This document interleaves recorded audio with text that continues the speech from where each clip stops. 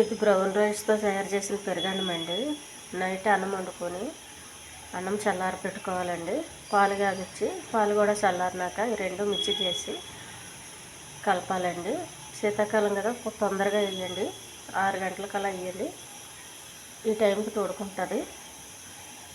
ఇందులో తోడుకోవడానికి తొందరగా ఒక కరివేపాకు కానీ, ఒక పుదీనా కానీ, కొత్తిమీర కానీ వేయండి.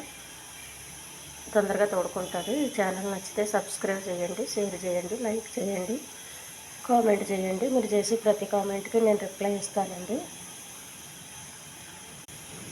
ఇది హెల్దీ ఫుడ్ అండి. వారంలో ఒకసారి తింటే మంచిదండి. రోజు తినేటోళ్ళు రోజు తింటే ఇంకా మంచిది.